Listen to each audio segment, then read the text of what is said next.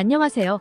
JW정원주택 공인중개사 부동산 자산관리사 이주창 팀장입니다. 네이버 지식인에 답변한 내용 중 고객님들이 가장 궁금해하시는 내용을 선별하여 영상을 제작하였습니다. 이해를 돕기 위해 일부 질문은 수정하였습니다. 질문: 신축 빌라 분양 매매할 때 어떤 점을 주의해야 하나요? 신축 빌라 분양받으려고 하는데요. 어떤 걸 확인해야 하는지 자세히 좀 설명해 주실 분 있으세요? 전액 대출을 받아서 진행하려 하는데 대출 받을 때 등등 어떤 걸 꼭 확인하고 계약을 해야 하는지 설명 부탁드립니다. 답변: 전액 대출을 받고 신축 빌라를 구입하려고 하시는군요. 담보대출만으로 전액 대출을 받는 경우에는 부담이 크지 않겠으나 신용대출을 포함해서 전액 대출을 받으면 부담이 되실 수 있습니다. 담보대출 이자원금과 신용대출의 이자원금까지 상환을 하신다면 매월 상당한 금액을 납부하셔야 합니다. 물론 신용대출의 경우 이자만 납부하는 경우가 많으나 이자만 납부하는 경우 기간이 만료되었을 때 연장되지 않는다면 전액을 상환해야 하고 한꺼번에 큰 돈을 준비해야 하기에 부담이 크실 수 있습니다. 또한 신용대출의 경우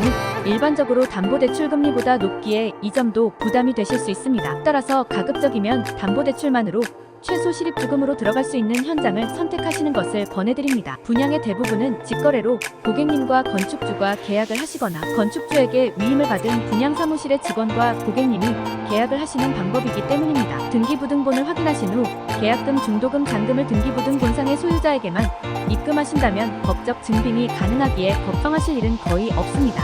이 점 유의하시고 아래 적혀진 내용들을 참고하시기 바랍니다. 전용 면적을 확인하십시오. 마음에 드는 집이 있으시다면 꼭 등기부등본상에 나와 있는 전용 면적을 확인하시기 바랍니다. 실평수 25평인 곳이 등기부등본상에 나와 있는 전용 면적은 14평, 15평으로 되어 있는 집들이 있습니다. 보기에는 집도 크고 가격도 상대적으로 저렴하여 마음에 들지만 전용 면적 기준으로 계산하면 상당히 비싸게 나온 집들이 많습니다. 지금이야 문제가 되지 않을 수 있지만 나중에 매도 시 등기부등본상에 전용 면적이 작은 부분이 문제가 되어 산 가격보다 턱없이 낮은 가격에 매도할 수 있습니다. 등기부등본상의 소유자에게 계약금, 중도금, 잔금을 입금하십시오. 대부분의 사고가 소유자가 아닌 다른 사람한테 돈을 입금해서 발생합니다. 반드시 등기부등본 확인하시고 소유자의 계좌로 입금하시기 바랍니다. 현금으로 계약금을 주셨다면 반드시 영수증을 받으시기 바라며 가급적 계좌 이체하시기 바랍니다. 3. 분양사무소의 실장의 위임장을 확인합시오. 건축주 소유주에게 위임을 받은 사람과 계약을 하셔야 합니다. 일반적으로는 현장에 있는 분양사무소의 직원들이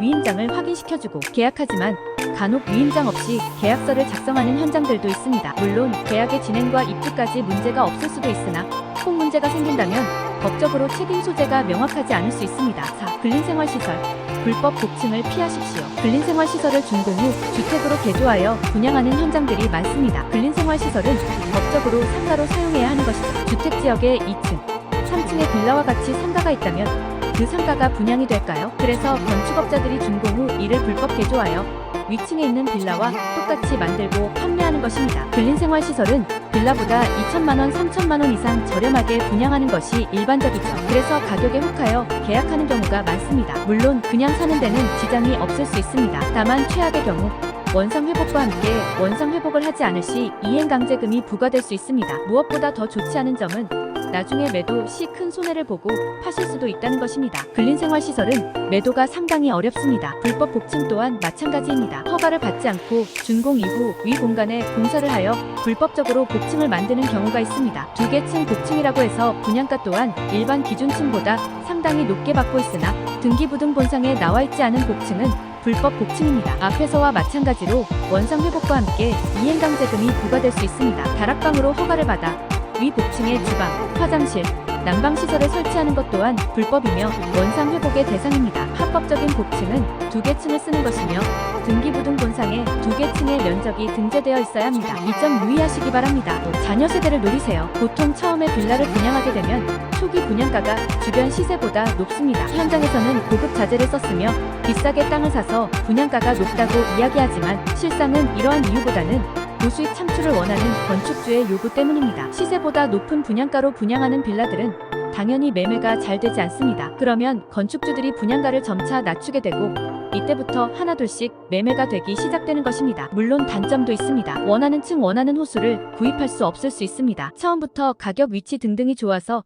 잘 팔리는 빌라들은 일반적으로 5개월, 6개월 후 분양이 완료됩니다. 이런 빌라들은 분양 시작 후 5개월 정도 되었을 때 한두 세대, 두 세대가 남았을 때가 싸게 살 수 있는 기회입니다. 이때는 건축주와 분양팀이 빨리 마무리하기를 원하기 때문에 다소 손해를 보더라도 파는 시점입니다. 지식인에서 이주창 팀장을 검색하세요. 신축 분양에 대한 궁금증이 해소됩니다. 믿을 수 있는 공인중개사와 계약하셔야 안전한 입주가 가능합니다. 최선을 다할 것을 약속드립니다. 신축 분양의 경우 고객님께 어떠한 수수료도 받지 않습니다. 신축 분양에 관하여 궁금하신 사항이 있으시다면 010-3911-7275로 전화 또는 문자 주시거나 카카오톡에서 JWHOUSA를 검색하신 후 문의 주시면 답변 드리겠습니다. 신축 분양과 관련이 없는 일반 상담은 네이버 지식인으로 1:1 문의 주시면 문의 내용 확인하고 답변 드리겠습니다. 감사합니다. 구독과 좋아요도 부탁드리겠습니다.